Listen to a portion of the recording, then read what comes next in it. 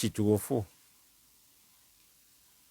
nzikirizibwa okuliisa abantu ne mbayita bajje balya akamere empeera zikole ki ziddira oli bazadde bange kituufu nnyo ssebo era ne ansa naawe wadde ogimanyi nti kituufu naye lwakubanga okikoze eki okibuuzizza oza kali akasembyeyo hadiisi eri mu kitabo ki saawa eno siyinza kujjukira nti eri mu kitabo bwe kiti ne hadiisi eyo eri bweti naye kyemmanyi nti mu Bukhari mweri mu Muslimu mweri ne mu bitabo ebirala byonna mweri eyogera kukolera omuntu hijja kokate kobadde oyagala okumanya lwaki mugaana abantu okusoma edduwa simanyi oba nti wali ompuliddeko akibuuzizza simanyi oba yali ampuliddeko oba nga yali awulidde ku seeka yenna oba ompulidde seeka yenna ng'agamba nti okusoma edduwa sikikkirizibwa manyi kati gwe otandise kuwoza ngambye simanyi oba oyo eyabuuzizza ekibuuzo ekyo yali ampuliddeko nze Kabali obanga yali awulidde ku seeka yenna ng'agamba nti edduwa tesomebwa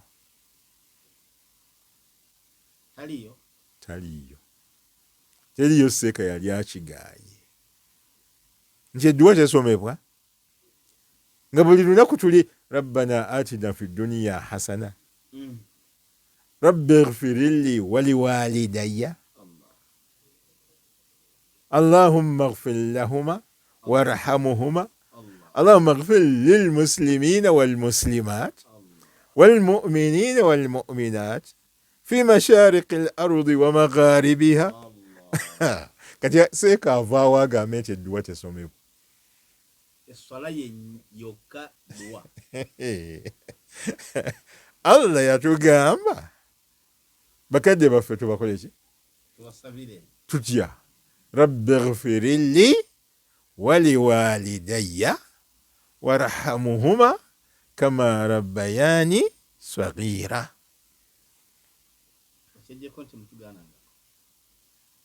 nze nkugambye teriyo seeka yali agaanye edduwa right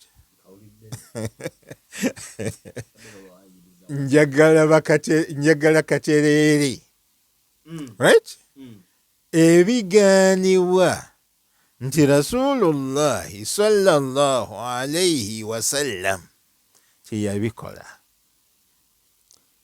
kwe kubeera nti gwe lwonoosabira mukaddewo oyagala omala ekkuŋŋaanya duniya yonna ogireeta ebeerewo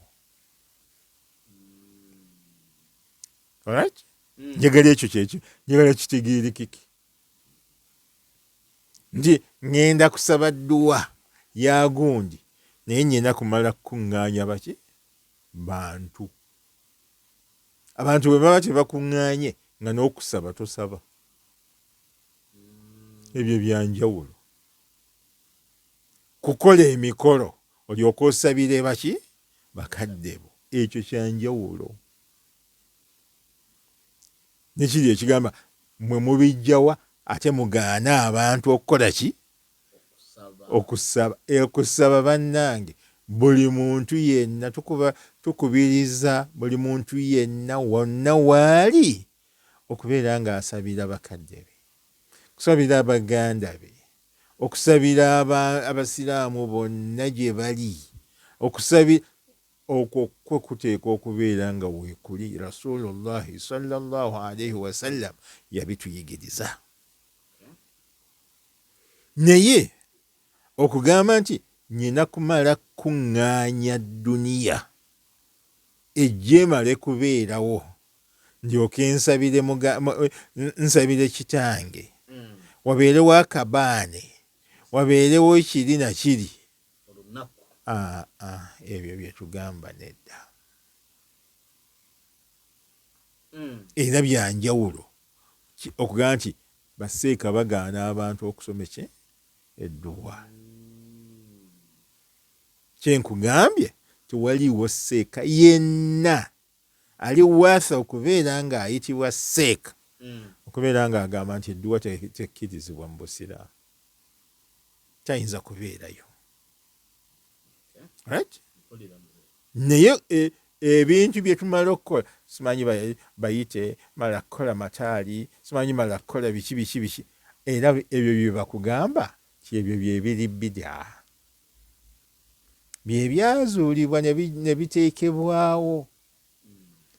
Nina lwe nali wano ku leediyo ne mbabuulirako nti bannange waliwo omusiraamu omu mukulu mu ggwanga muno yafiirwa maama we.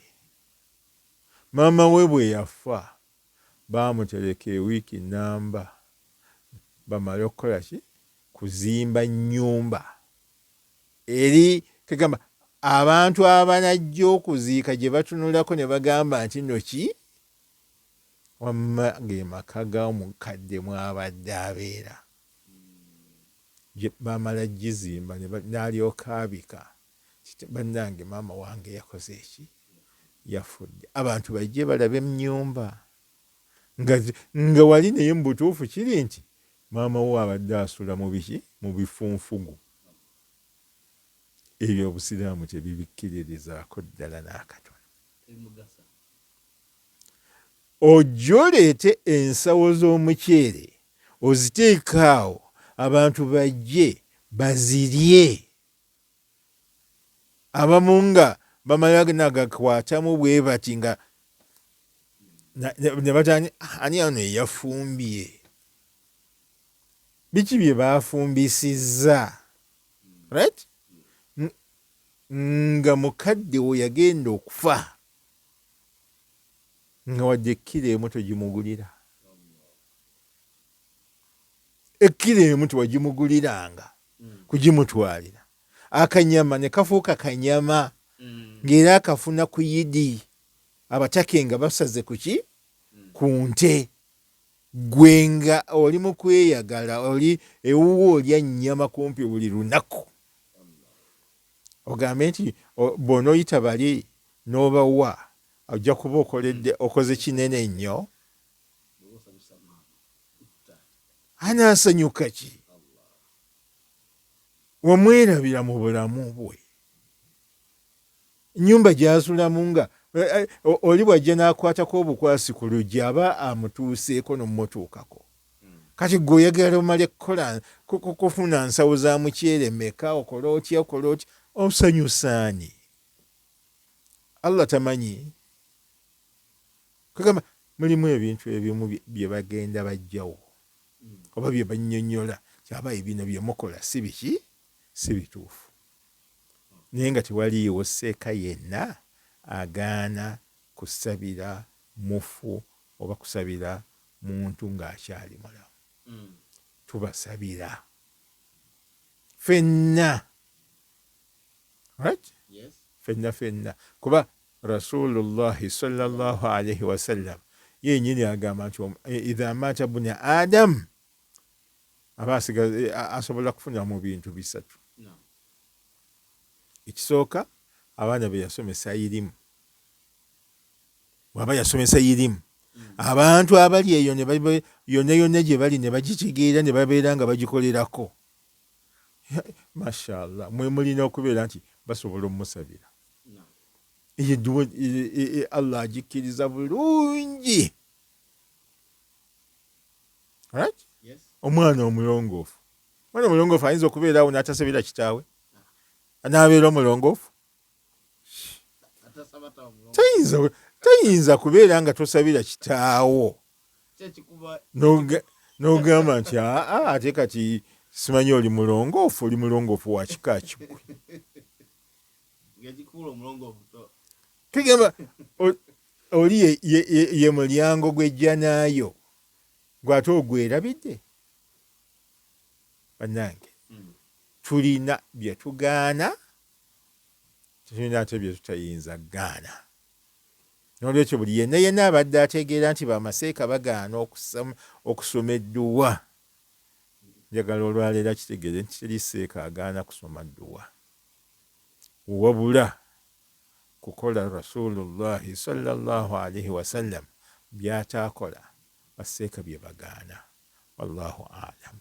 Kati ebibuuzo bye babuuzizza, nze kubanga ekindabikira ng'abibuuzizza ye abadde alina ansa. Bwe nsoma ebibuuzo kindabikira nga ye abibuuzizza abadde alina ansa. Maybe ng'abuuliza omuntu omulala yenna ali eyo wabweru. Kuba bw'abuuza nti ekyokukolera omuntu hijja tukijjawa, amanyi nti tu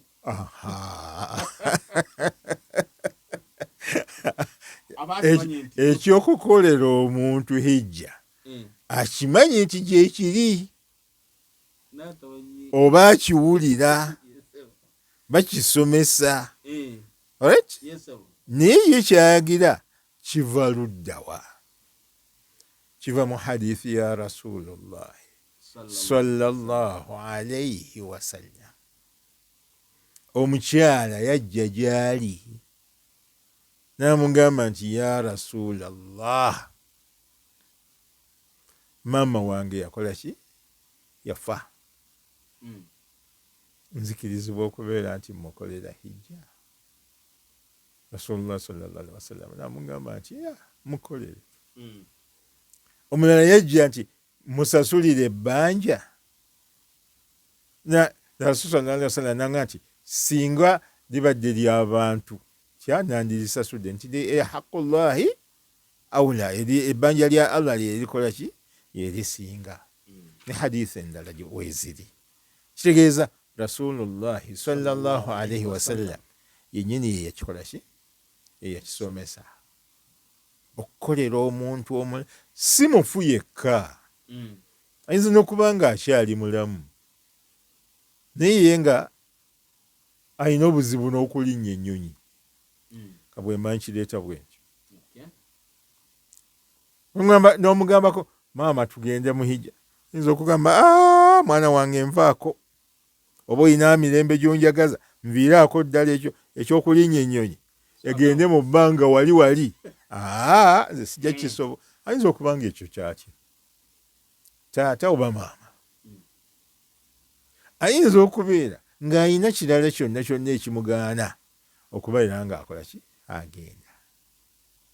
Oba ayinza okubeera nga ate amaze okufa, si nsonga mulamu oba mufu okkirizibwa okumukolera hijja bw'obanga gwe wakola ddeeyiyo.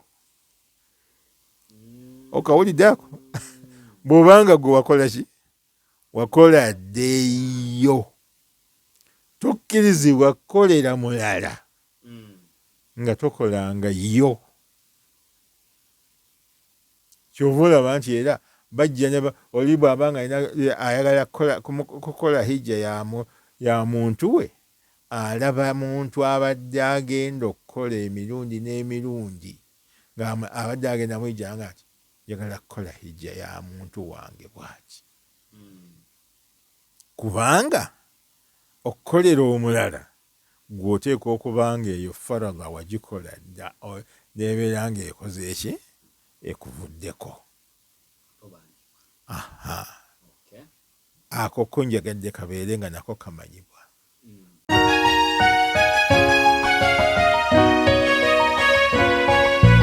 Qibla Islamic Media.